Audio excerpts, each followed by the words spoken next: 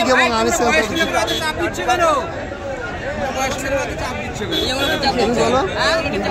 কি বলবে বলো, সেটা হচ্ছে তিলোত্তমা হত্যার যে ধর্ষণ খুন হয়েছে তার পরিচিত শাস্তির জন্য এবং ফাঁসির জন্য এই পথসভা।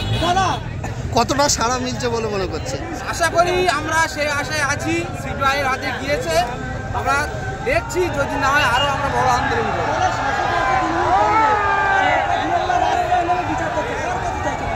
সেটা শওকত মোল্লা উত্তর দিক।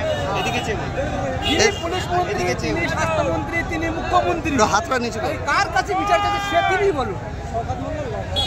হ্যাঁ, লজ্জা মানে ওর লজ্জা আছে, ওর লজ্জা থাকলে তো আর এই কাজটা করতো না, আর এই নিয়ে করতো না। ওর লজ্জা বলে কিছুই নেই। সীমা থাকা দরকার, লজ্জা থাকা দরকার। ওর কি আছে? ওর কিছুই নেই। 27 তারিখে নবান্ন অভিযান, এই যুব সমাজের ডাকে কি বলবে? কি বলবো, ছাত্র সমাজ যদি দেখে থাকে তার সাথে সবাইকে সামিল হয়ে ওই মুখ্যমন্ত্রীকে পদত্যাগের জন্য দাবি করা অতি অবশ্যই দরকার। ওনাকে নবান্ন থেকে তেড়ে কালীঘাটে দিয়ে দেওয়া অতি অবশ্যই দরকার।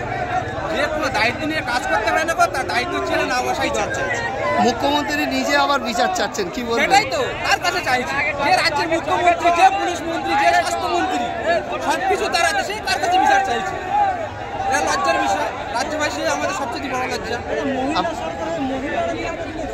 আমরা তো সেই জন্য তো পথে নেমেছি। একজন মহিলা মুখ্যমন্ত্রী হয়ে পর পার্টি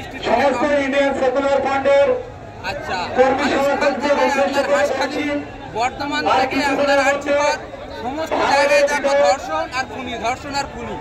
মুখ্যমন্ত্রী হচ্ছে মমতা বন্দ্যোপাধ্যায়, তাকে উচিত ছিল স্টেপ নেওয়া। এই প্রতিটা কাজে ব্যর্থ, প্রতিটা কাজে ব্যর্থ। তার উচিত মুখ্যমন্ত্রী পদত্যাগ করে কালীঘাটে গিয়ে পুজো দেওয়া। ধর্ষণের রেট 10 লাখ টাকা, কি বলবে? ধর্ষণের রেট 10 লক্ষ টাকা, কি বলবে? ওটা হচ্ছে ওনার প্রাইস। বলেছে হাফ ধর্ষণ 15,000, ফুল ধর্ষণ 50,000, আর মৃত মানে ধর্ষণ করে মরে গেলে 10 লক্ষ। মনে হচ্ছে ওনার লিজ। এবং ওনার শাসক মানুষরা জানে যে আমরা এটা করবো, আমার প্রাইসটা দেবে, আগামী দিনে মানুষের কাছে আমরা উজ্জ্বল মুখে বেড়াবো।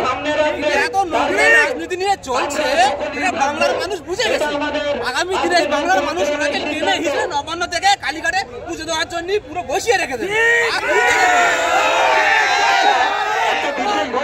অনেকে বলে ভাঙড়ে আইএসএফ নেই, এই যে মানুষ কি বার্তা দেবেন তাদের? মিডিয়া দিচ্ছে, মিডিয়া প্রচার করছে, মিডিয়াই জানে কি হচ্ছে না হচ্ছে। সব মিডিয়ার কাছেই আছে ভাঙড়ে আইএসএফ আছে কি না আছে, ভাঙড়ে কি আছে সেটা আজকের এই আন্দোলনে পরিষ্কার হয়ে উঠছে। আজ এই পথসভায় মানুষ দেখছে যে নওশাদ সিদ্দিকীর কি আছে, আইএসএফ এর কি আছে, আইএসএফ কি চায়, নওশাদ সিদ্দিকী বার্তা দিচ্ছে, সবাই সেটা দেখছে। সায়নী ঘোষের ভূমিকা নিয়ে কি বলবেন? ওই মহিলাটাকে আমি নাম নিতে চাই না, নাম নিতে চাই না।